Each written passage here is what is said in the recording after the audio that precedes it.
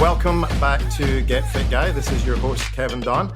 I'm very excited to have my second guest join me on the show this week, who is another amazing female athlete, someone I'm very fortunate to call a friend and a former colleague. This is Ramona Pascual, who is a former UFC fighter, TEDx speaker, and a fitness entrepreneur who runs her own online fitness coaching business.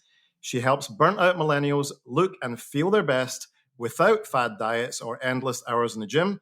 And she believes that sustainability is the key to having a positive relationship with diet and exercise, thus leading to long-term results. Ramona was raised in Hong Kong, where she played for the Hong Kong national rugby team and currently lives in Las Vegas with her husband. Hi, Ramona. Hi, Kevin. I can't believe it's been such a long time, since we've spoken face to face. And I was thinking about it, and I believe that it was probably 2014. So actually 10 years ago when we were both working in Epic MMA in Hong Kong. Yeah, it has been a hot minute. Been a while. A very long time. And obviously, we've both done lots of things in the meantime, but we're here to talk about you and not me. You've done so many things since I last saw you. I'd say the biggest thing that's obviously out there is that you were fighting in the UFC, which to me is incredible because I still remember when I met you first in Hong Kong. I still have a picture of a night out I think we were all on. And it's crazy because I think you must only have been like 17 or 18. So it was maybe like 2008 or something like that. And just to think at that time, having this girl coming in the gym who was interested in kickboxing and Muay Thai and had some talent for doing that stuff, but then to kick on and have such an amazing career and fulfill your dreams really is quite amazing. So it's really inspirational. So thank you for coming and joining me. But I guess the question for me is that what brought you to wanting to do this? Thank you so much for that, Kevin. I can remember fond memories of us hanging out, and it almost feels like a lifetime ago. Such a different chapter and season in our lives. As far as what motivated me to get into professional athletics, I think I've always had a predisposition to wanting to be in athletics. I played a lot of sports growing up, but I don't think I didn't start until later. So I just remember being like grade school, and there not being enough opportunities for actually girls to be doing sport. This is like back in the 90s. And so I didn't really play on teams, but I had this, sort of fantasy to do so, which is funny. It brings me back to this movie that I grew up watching that really kicked things off, and that was The Mighty Ducks. I don't know if you remember those. The trilogy, I believe it's the trilogy. Yeah. Oh my God, so good. Like remembering what that felt like to watch that just gives me goosebumps sometimes, to where I was just so into it. And obviously we didn't have hockey in Hong Kong, so that was just not going to happen for me. But then went into team sports when I got to middle school, because there were, girls teams and opportunities to do that. And I was always super shy, super lacked a lot of confidence when I was younger. And I think, I wasn't so good at academics either. Wasn't really involved in clubs because I was so shy. And so I think sports became that outlet where I could express myself, or where I just forgot that I had these insecurities and I could just, be myself. And so I think that really just stuck with me.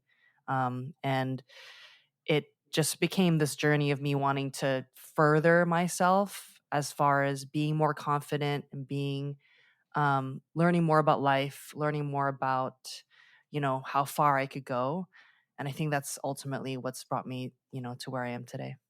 Amazing. Yeah, I was just talking to somebody yesterday about the power of sports, and like you mentioned there, that not having confidence and maybe not being super outgoing in social situations, but then sports has always seemed to be removes all of those barriers, right? And it's a very good social equalizer. I think what I liked about martial arts was that you could be in there doing some training and some sparring with someone that could be like a C-level executive, or it could be like a guy that sweeps the streets, and everybody's just the same. And I loved that about martial arts and sports in general. So it's interesting to hear that you had this positive experience on your own confidence coming from martial arts. That's good to hear that it's empowering, because that's what we want as coaches, right? Is to feel that Yeah. people are being empowered by what's happening and not having their power taken away from them. So that was at school, and you were doing rugby first of all, right? But I believe I read somewhere that you were also playing some basketball. Is that right? Yeah, correct. It was basketball and rugby simultaneously throughout middle school and high school. Yeah, and then you went on to represent Hong Kong at rugby. Was that rugby sevens, or did you like play other forms of rugby? Yeah, so that was a bit of an accident actually. I moved back home after college, and started training Muay Thai full time. And then the girls that I went to school with just needed an extra player for their rec league. Okay. So I started that. And then the captain of our team happened to be also the captain of the Hong Kong team at the time. And she was like, "Why don't you come on? You know, we're always like looking for girls." And so that's kind of how I fell into that. I played for, I want to say, 2 years, but I did get injured, and it was like so bizarre. It was 3 injuries back to back in a row, ending with my ACL being torn, and that was the last time I was ever on the pitch. Wow. And I think that also made me realize that I didn't love it enough, or at least like wasn't playing for the right reasons. And I think I just played because I just really loved the camaraderie. I loved the girls that I was playing with, and I loved playing games, but I didn't actually like the training aspect or the process at all. And so I think that was a really that was a light bulb moment for me to be like, well, I think I'm ready to step away and focus all my energy on the fighting. Yeah. But I mean, first of all, apart from that, is that you did mention that you weren't any good at academics, but you did go to school. And first of all, before dedicating yourself full time into training and fighting, that you did try to move into working in a corporate environment. Am I right? Correct. And what was it that you felt inside of you that said, this is not the right thing for me?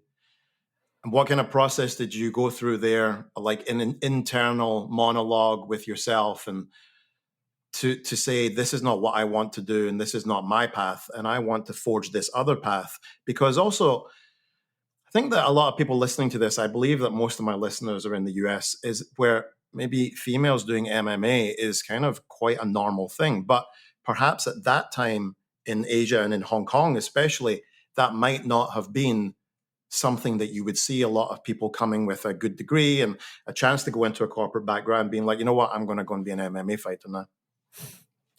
Yeah. Uh, it it really it really was this inner voice that I think I'd always had. Getting into martial arts at 16 and just practicing and having no plan to compete, and I was actually afraid of competition because I didn't want to get punched in the face. But it just, I love the process, and so that's what made me stick to it. And I think throughout college, I stopped playing basketball and rugby, and I just continued on with Muay Thai training.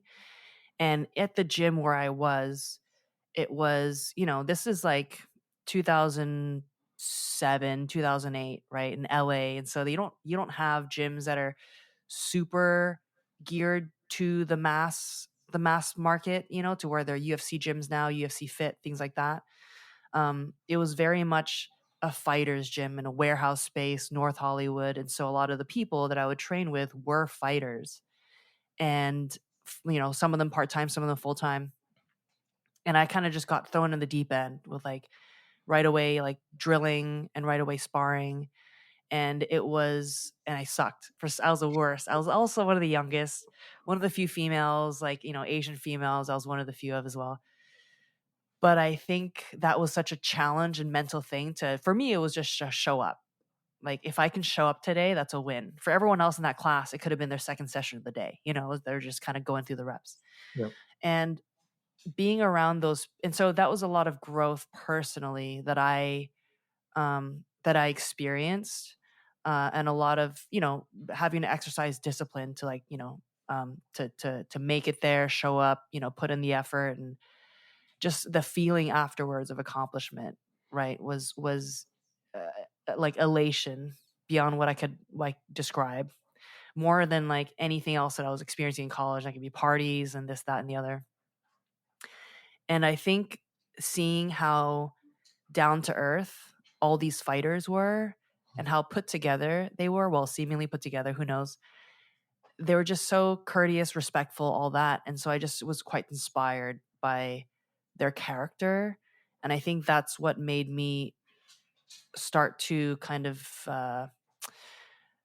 play around with the idea of maybe I should get into competing. And then I kind of talked to a few of the people at the gym, and they're like, "Yeah, why not? Give it a try. What's the worst that could happen? Um, you don't like it, and then you don't do it again."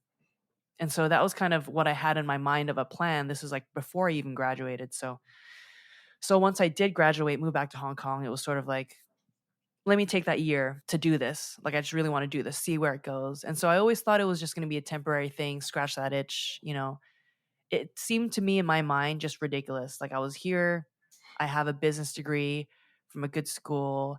I'm around none of my peers like fight. They're all like in consulting or real estate or uh, finance.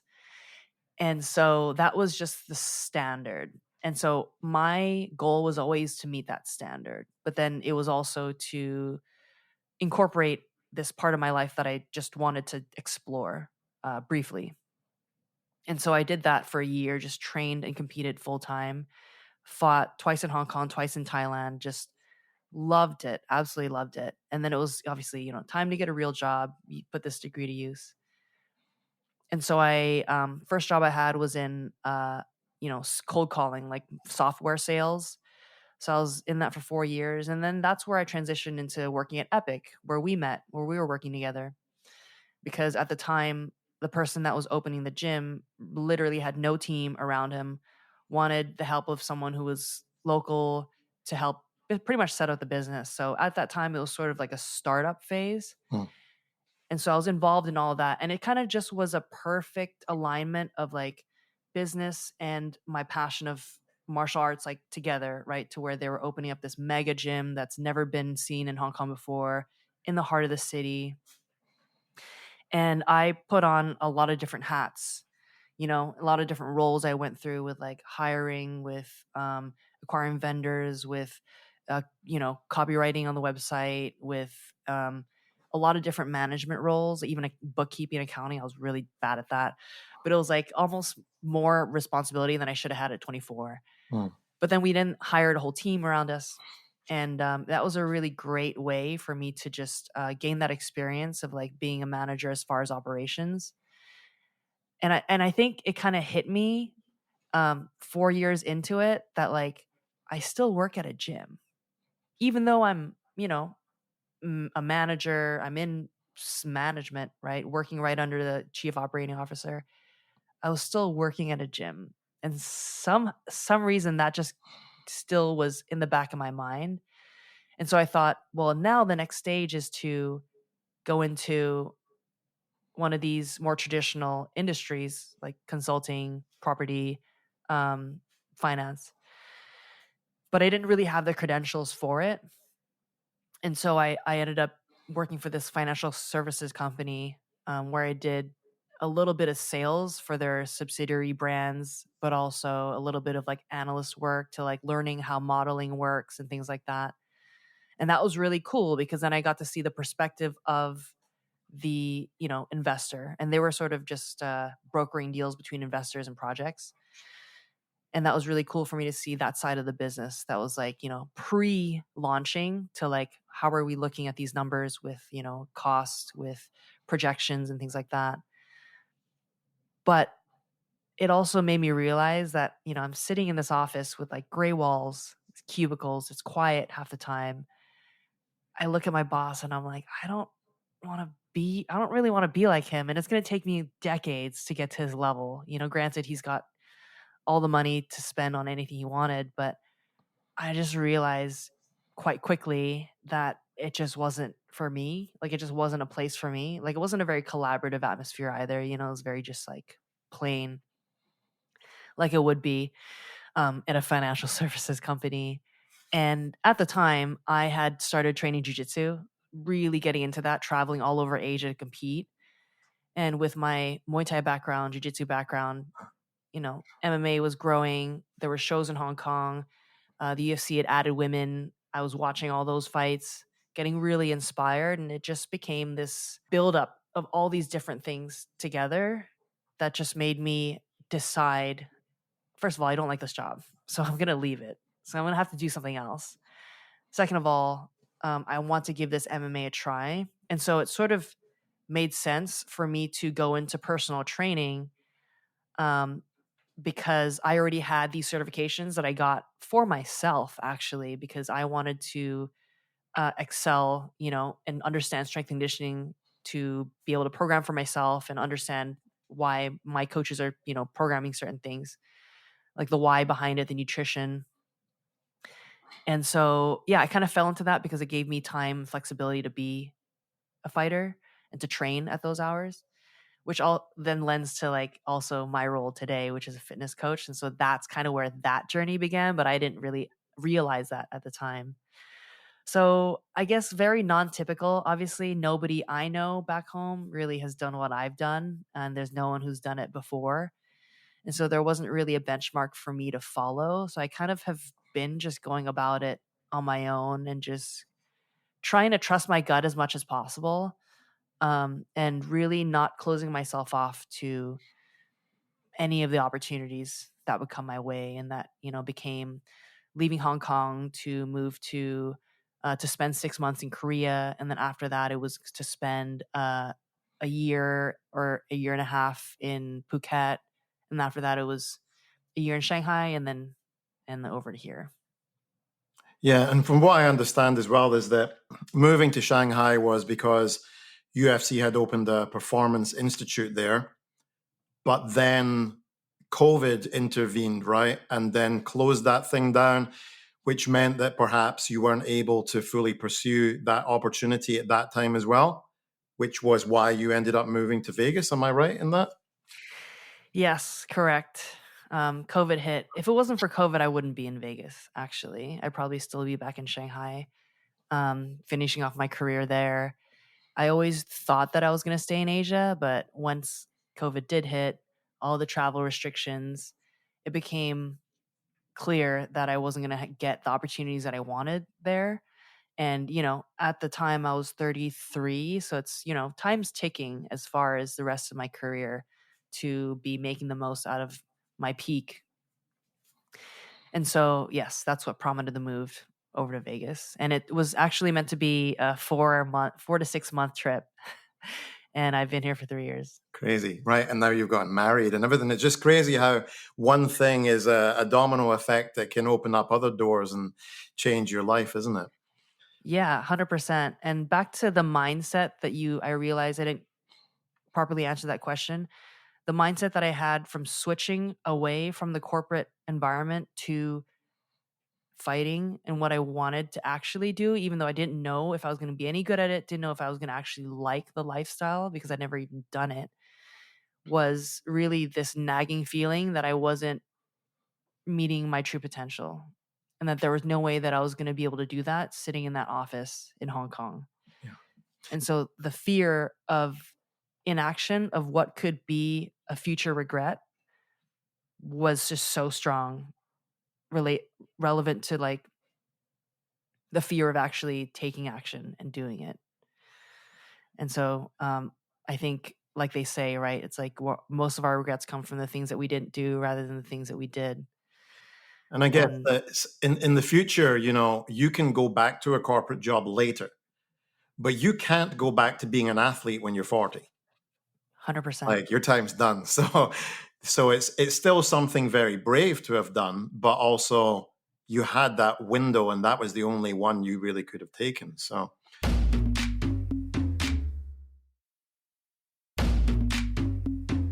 I think it brings me there's a couple of things we that you mentioned there. Obviously, there's things that, it would be good to talk about. And we talked a little bit earlier offline about this idea about the difference between an athlete and being someone that's looking at wellness. So, like when you were talking to me there, and you mentioned about your initial sort of going to gyms in NoHo, right? Was it or Hmm. right? And and everybody there was a fighter. And then when I think about somewhere like Epic in Hong Kong, where we maybe had a different scenario where everybody there was a banker, right? And then that was slightly different. So, but I'm still thinking that back then as a coach for me, I was also very immature at that time, and I still treated everybody that came in the door like they were there to be an athlete. I didn't think that, this person's been at work for 12 hours and they were out entertaining clients last night till 4 a.m. and they've just come in the door and I'm just like screaming and shouting at them, let's go. You can lift that crazy weight and, you should be running as fast as you can and just driving yourself into the ground because obviously stress is stress, whether or not it's training stress or relationship stress or work stress. So it's kind of just interesting now to see that you were a very accomplished athlete, but now your main goal with your clients is helping them with their wellness. So, what would you have said for you now would be the main key takeaway for maybe like a younger coach too, or a younger version of yourself in terms of these are different things. Don't get these mixed up. Mm. Going back to your point of like treating everyone like an athlete, I think also at the end of the day, they really wanted that. I think they really appreciated that, even though it wasn't good for them. It was sort of their opportunity to get all the stress out and really just forget all their problems and go full out on something and really feel proud of themselves for doing something that maybe people around them were not willing to do. Hmm. So I think there's something definitely to be said about that. But yeah, to your question about this idea of sustainability, and I know what it feels, what I know what it's like to have an unsustainable approach, because high level athletics is highly unsustainable, to where we are constantly pushing our bodies to the absolute limits, but we can because we have a team of physiotherapists waiting to pick up the pieces when things go wrong, or surgeons ready at the ready, ambulances ready to go right outside the venue. And it's the crash dieting that we have to do, the intense weight cuts, right, of like losing anywhere from 8 to 12 pounds within a 24-hour period, and more for a lot of other people. The hard red line trainings 5 days a week or more.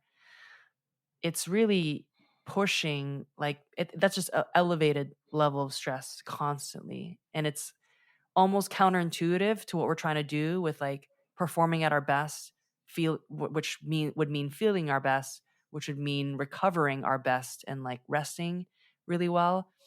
But we're constantly in a state of fight or flight, constantly in the sympathetic state, Hmm. unable to really recover between, because of the volume that we're doing. And it still is to this day how it is in sports, right? Though there are a lot of people that are getting smart to it, that are trying to really pay attention now to recovery and all that. um I've reflected on that, and I'm still fighting right now, but just way less than I was, and I still train to maintain, but I'm not hitting it hard like everyone else. Ironically, I feel really great every time I go train because I'm so well rested. Well, I can see like, people that have just been there for the whole week, just like kind of dropping like flies. But so understanding the stress response and understanding the things that are stressors. Okay. And so that could be, not eating enough. That could be doing too much. That could be being so stressed or having this mental state of like unrest that you can't recover. And if you're not recovering, the weight comes off way slower. Hmm. Really difficult to lose the weight at that point. It's also really difficult to have more energy at that point. And that's really the whole reason why people should be exercising, is to feel good.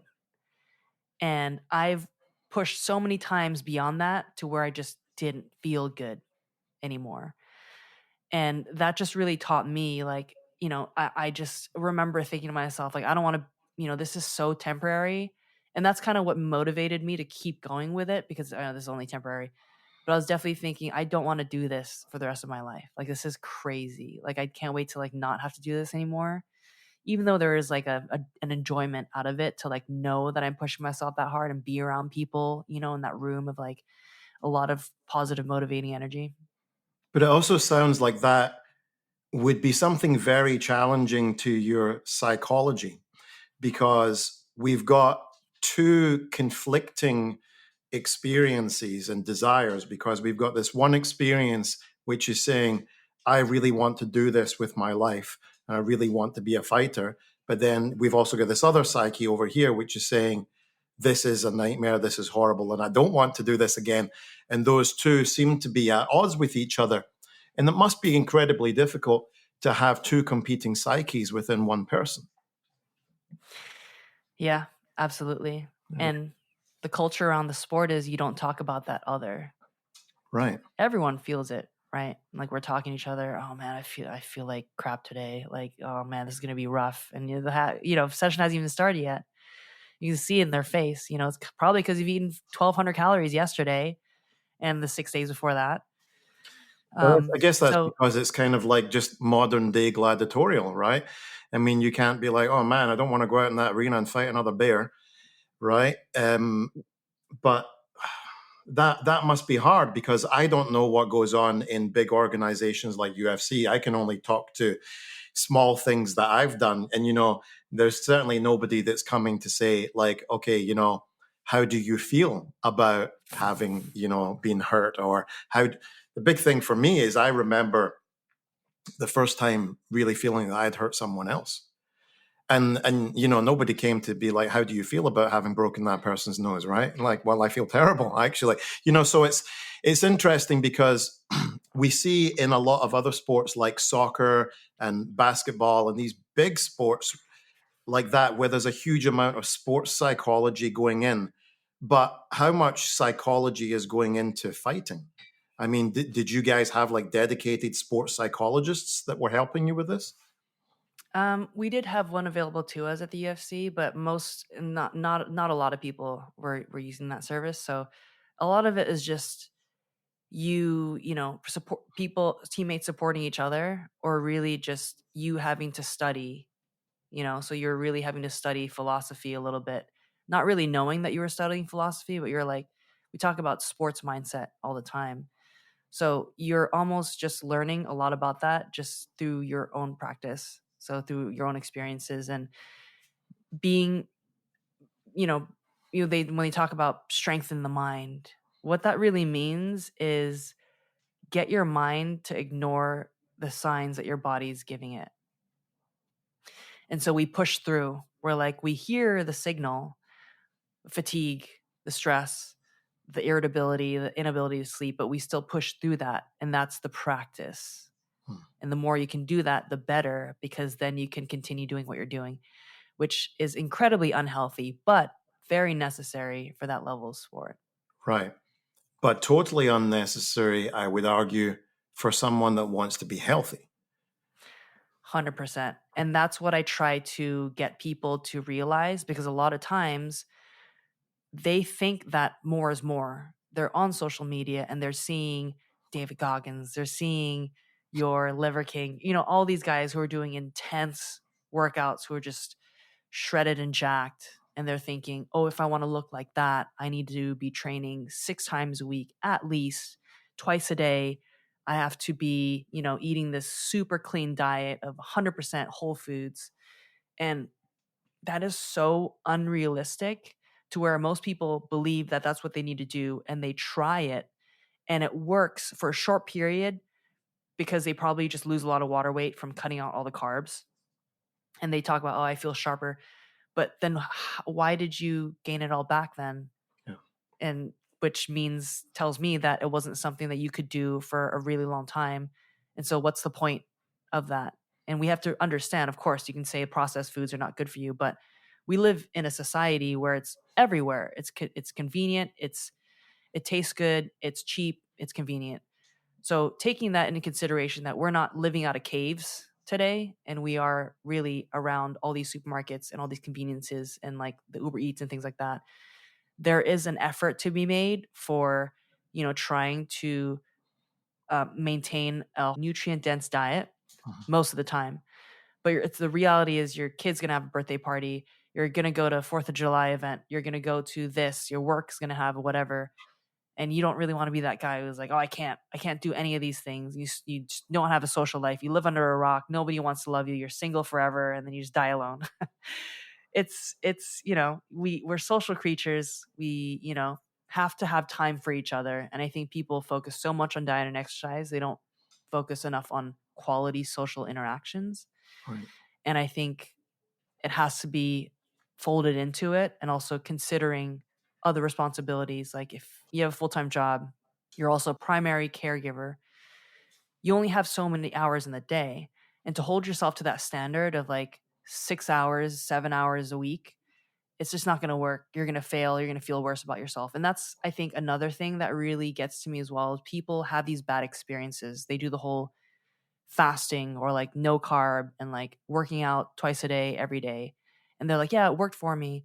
But then it's like now they've, rebounded back, maybe fallen off the wagon because that wagon, the bar was so high that now in their mind, the idea of getting back into shape is it's paired with a negative memory Hmm. of them having had to work so hard to get there that it's not worth it. And then it becomes this, oh, it's not healthy and all these things, but there is a sustainable, healthy way to do it that most people just haven't really come around to yet. Yeah. Yeah, I think you're right. A lot of it does come down to that kind of like hustle porn, right? I mean, it's great. Like David Goggins is very inspiring, but it's like you said, is that's not what the population in general are supposed to be doing. And the problem is that then when you can't, necessarily like achieve this excellence, it's like you think you should be doing more and more and more and more to try and get to that point, and that just doesn't work for most people. It's super unsustainable and super unhealthy. And it's kind of traumatizing too, right? To where they're like, well, health isn't for me. I don't want to do that. I don't want to get to that point where it's too much work. And it's heartbreaking. Yeah, I've seen a lot of that where I've seen people that were like very, very, very into fitness, let's say, right? I'm thinking about someone that actually was a client at Epic right now, but I won't say. And like super into fitness and like, running to the gym down Queens Road in your bare feet with your weighted backpack on, coming into the gym, hitting it hard, screaming and shouting at everyone, and then running back home, and just over the top with fitness. And then it didn't work for whatever it was that they wanted. And then now they've abandoned fitness entirely and, are living in Tulum or Bali or somewhere like that where they just meditate and feed monkeys and take psychedelics. And that's the thing is so it's like, I'm sure you've heard of the manga Ghost in the Shell. Yeah. And I think about it in that way. So at the beginning, they were really focused on trying to fix the shell. And then they realized that that didn't help them. And they were left, like you say, very traumatized with these negative experiences that they had, thinking, well, I was supposed to get better and feel better by fitness, and I feel worse. So then they abandon it, and then they just work on the ghost. But the problem is that the ghost is carried around inside the shell. So both of these things have to work together in order for you to be healthy, I believe. 100%. Absolutely.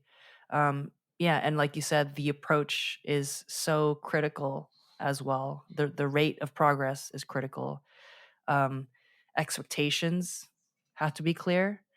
And ultimately, it's physical and mental when we talk about health. So if your mental state is not in a good place when you're pursuing health, then it's not actually health that you're pursuing. No, it's avoiding yourself. And I think we see that a lot too, where people train very, very hard and train multiple times a day. And it's almost like, those people that have to constantly be busy because they can't be with themselves because they don't like maybe what they see or what they feel as an experience of self. So there has to be this constant external thing. And I think it's like nothing takes away your pain better than more pain. That's amazing. Right? So people are just like addicted to this external pain. And I can certainly say that because, as you know, I did this ridiculous martial art called Kyokushin, which is the most stupid martial art anyone could ever do. I mean, it's just like, right, okay, today what you're going to do is you're going to stand still and a 90-kilo man's going to kick you 100 times in each leg. And then it's like, what? Oh, yes, absolutely. I'm down for that. Let's go. In fact, make it 200 each leg.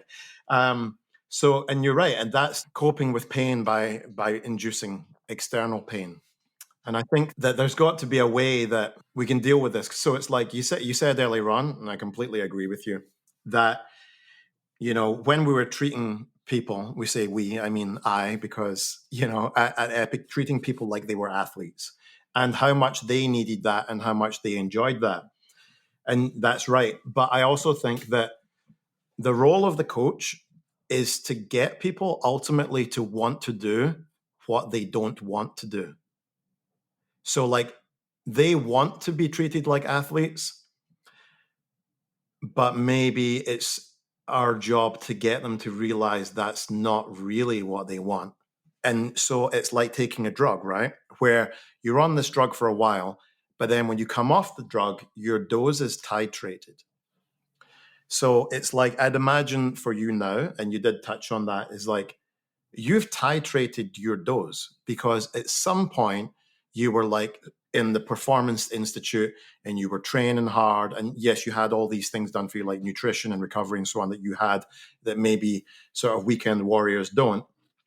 But even irrespective of that, you've still titrated your dose down. And this could be another critical difference between what an athlete does and what someone that just wants to be fit should be doing. And if those people right now are up here going to work and then going training like an athlete, how do we titrate these people off that?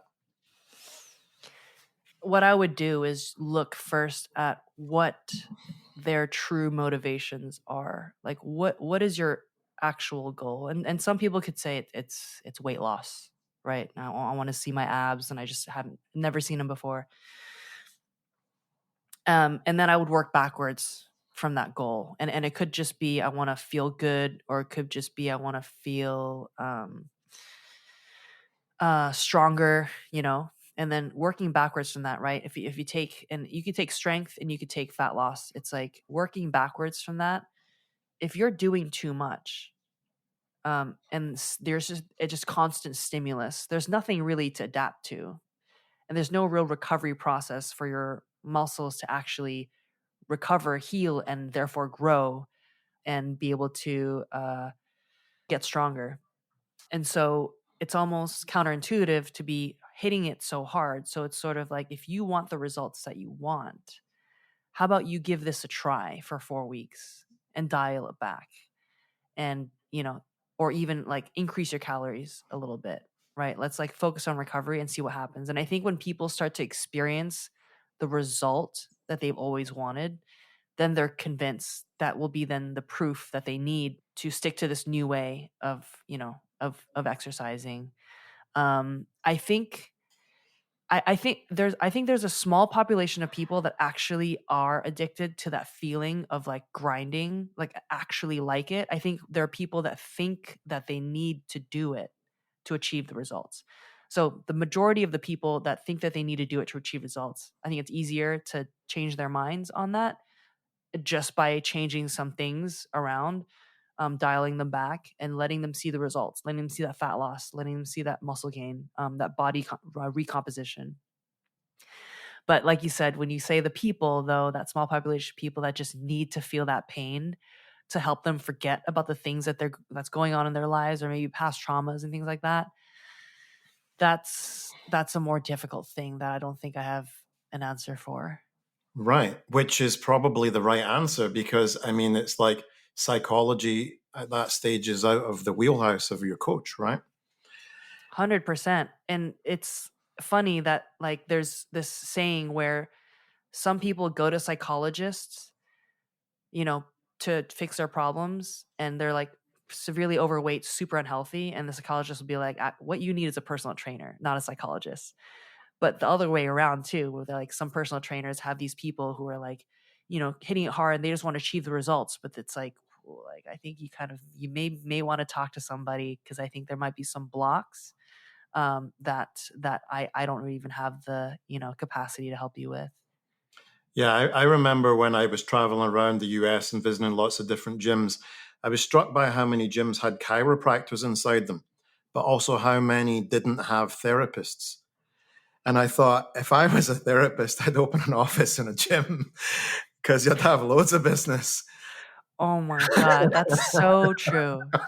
That is so true. And they do go hand in hand. Like, I do believe that, you're working on your physical health, whether you have issues or not. I think everyone has issues, right? It's kind of goes hand in hand a little bit, which I think is interesting, because you do, right? You talk about the psychology of athletics, but there's also the psychology of health and fitness. And health and fitness is being fit not just in the physical sense, but also in the emotional, mental sense. Yeah. And so it makes sense to kind of work on both simultaneously, right? And I think they're interconnected. They both lend to each other. Yeah, that's why I like that example I was saying about the ghost in the shell. It should be the ghost and the shell. These need to Mm. be done at the same time, Mhm. not one or the other. 100%.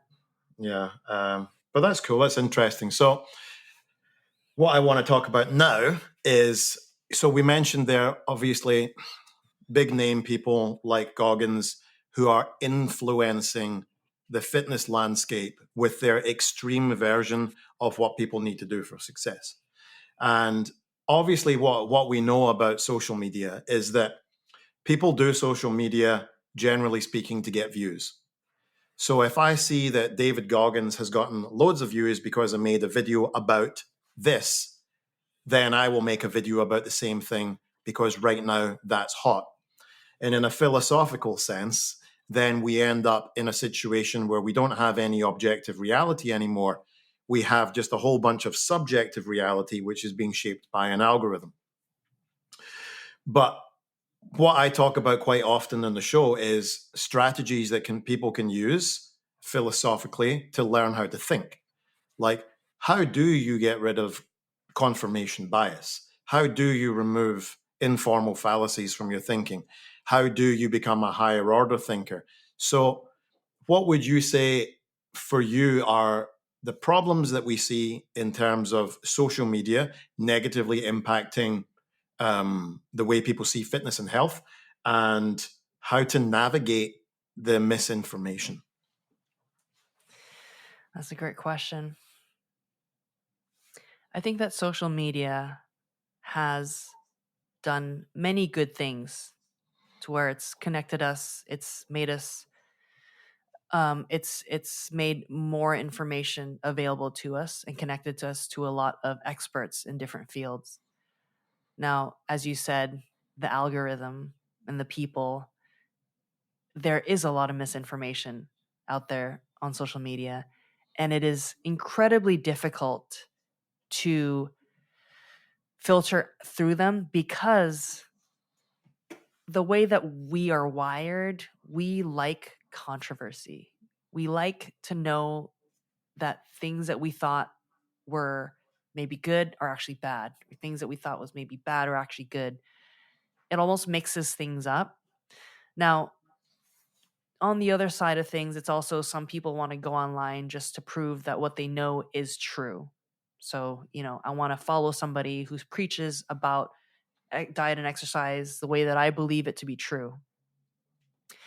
Um, but definitely the things that get clicks are the people that are just so absolute in their thinking, to where it's just this one thing, and if you do anything else, you're doing it wrong.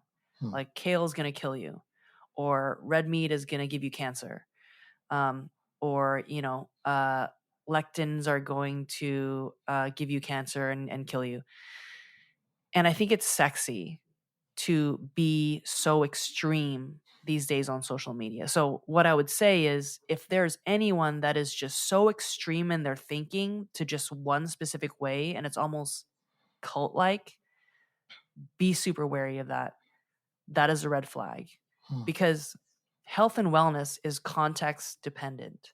So, depending on who you are, if you are somebody who's come from high level athletics, who's been fit your whole life, but has almost given up and sacrificed so much to stick to this lifestyle that you have of eating so super clean, being super disciplined, hitting all of your workouts and not saying no to social things because you have to get this workout in.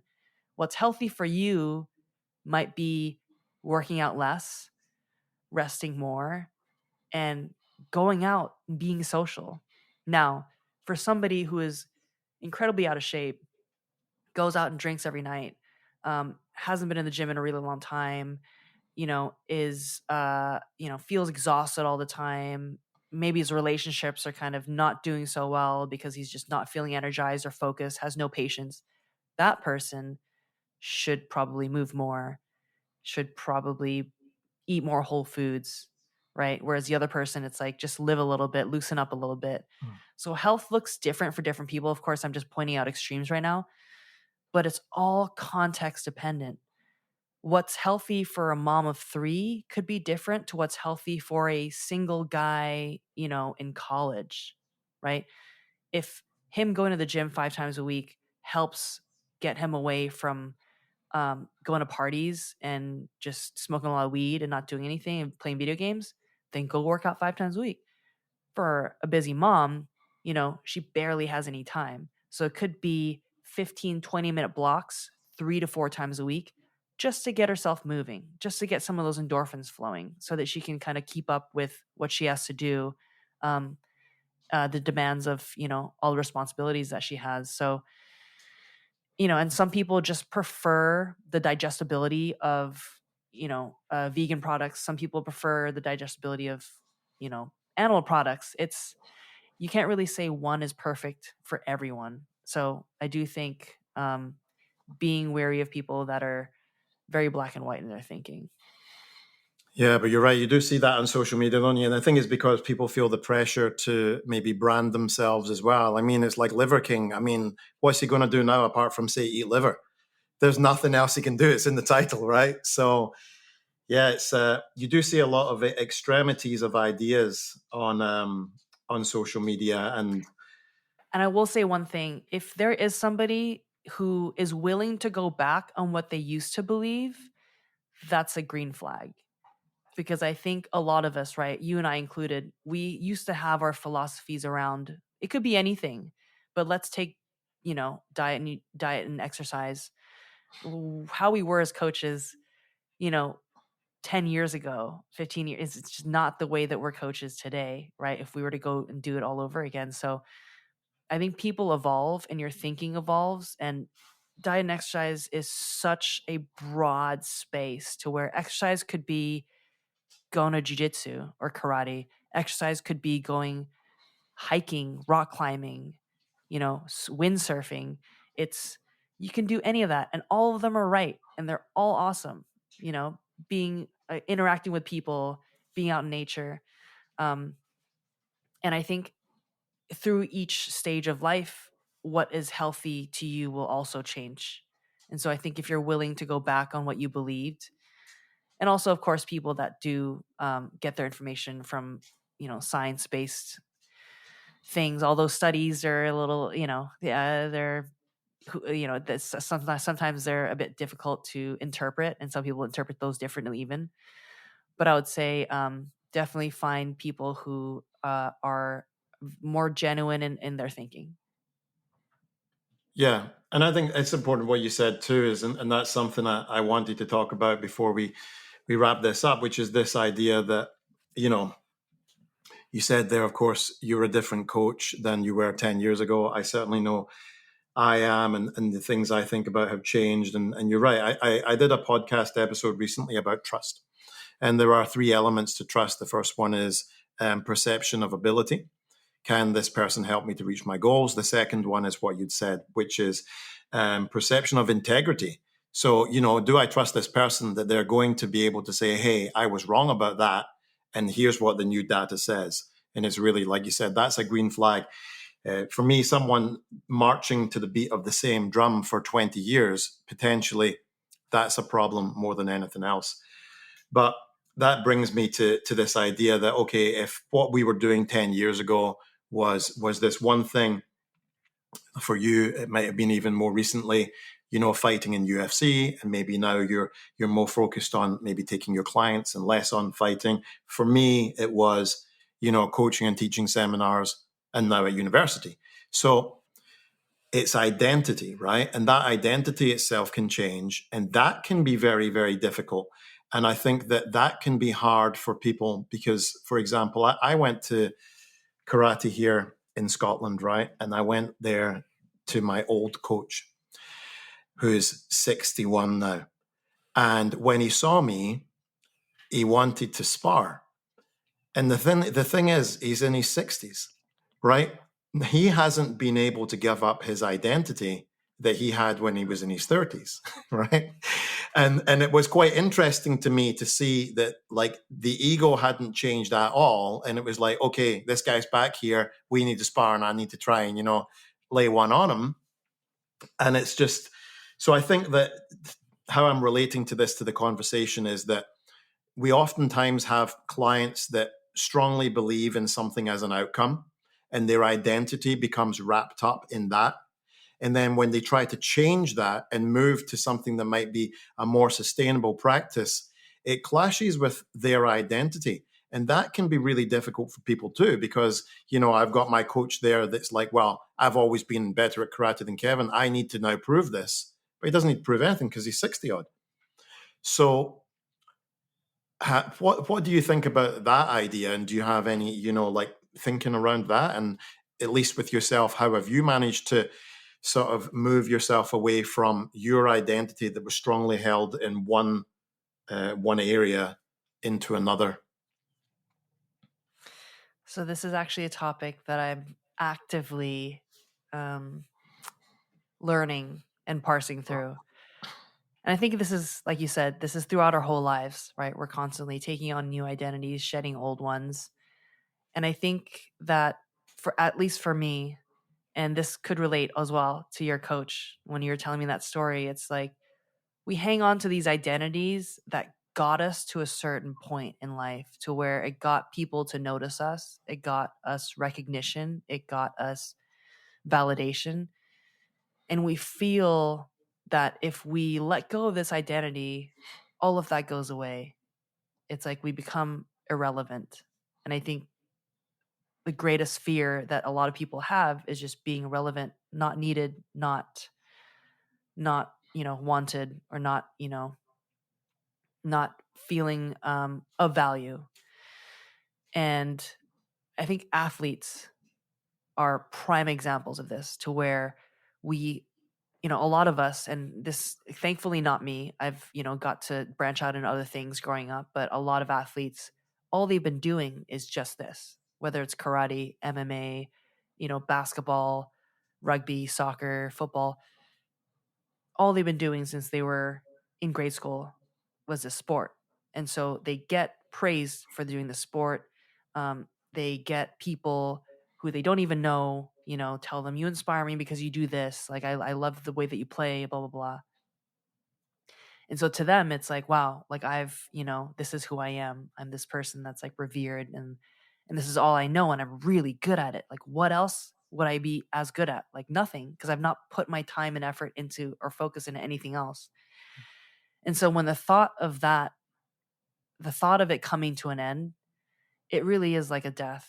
And they say that athletes, experience two deaths, one at the end of their career, and one when they actually die. Because when you step away from high level athletics, it's like your whole routine just changes. It's almost like coming back from war, right? You're a civilian again, to where you're just going to a gym that's like open to the public. It's not like a private facility. You don't have nutritionists, you don't have physiotherapists, you don't have a strength conditioning coach that's like taking care of all these things for you. it's almost like you're kind of babied in a way, in a way to like, make sure you're like in tip top shape, and then you're kind of released, right? There's no real, not that I know of, any real support for athletes after their careers. Hmm. And I think that's a really big problem. And kind of to tie that back to your question about like regular people having to change their identities, it clearly the identity that you have that you're trying to cling on to was beneficial to you, highly beneficial to you in some way, and it made you feel really good. So I think there's a fear that moving on is letting go of this identity and going to one that's not going to make you feel as good. So I think there's one that's like the anticipation of it because they don't quite know what that looks like, even this new identity. Um, and I think that just comes back to people's aversion to change. Like we all fear change because it's mostly fear of the unknown because we don't know. We can't tell the future. We don't have time machines, and so I think being willing to change with the stage of your life is really important. Like for me, if you asked me 2 years ago, even like, hey, what do you think you're gonna be doing after your career? I would have been almost offended by that question for you to be asking me that because I had this fear of that coming to me, of that time coming, and like me not knowing what to do, like being completely in the dark because I had no idea, zero clue. And so that fear was so strong to where that question, I just didn't even want to touch it. I didn't want to explore it. I didn't want to think about it. And so I think to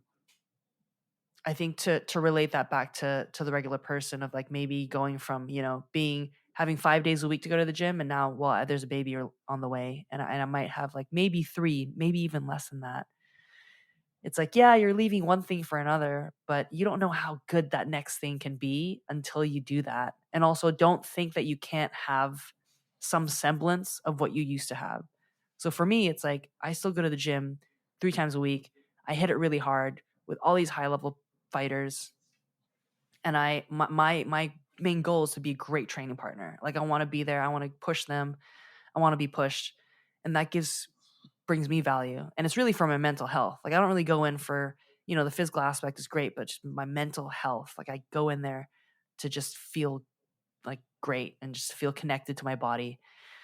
And it's taken me time to settle into this new identity, and I'm still settling into it, but I can't deny that I'm so much happier now because the more I know, the more I adjust, the more I grow, the more I learn, the more I apply and adapt. Um, Even though there is a part of me that still thinks back to that old identity of being like, oh my God, I wish I could have done things differently. And I wish I could go back there again and just to feel that like relevance and all that, which is the wrong reasons, right? To even do that, because if really the process is what I am passionate about. I'm living that right now. So I think it's understanding that the fear is more about this uncertainty of things and how things are going to look, but also know that whatever it is that we feel this like innate desire that we need to do, like we're always going to be able to incorporate it in to some extent.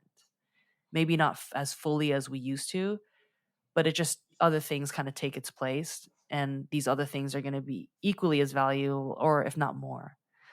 Well, thank you for sharing so much today and for being so open and honest and giving really useful advice, I'm sure, for everybody. If anybody listening would like to check Ramona out and follow her, then the links to her social media will be in the description. And thank you very much for joining me, Ramona. Thank you so much for having me, Kevin. So glad we did this. Me too. Thank you.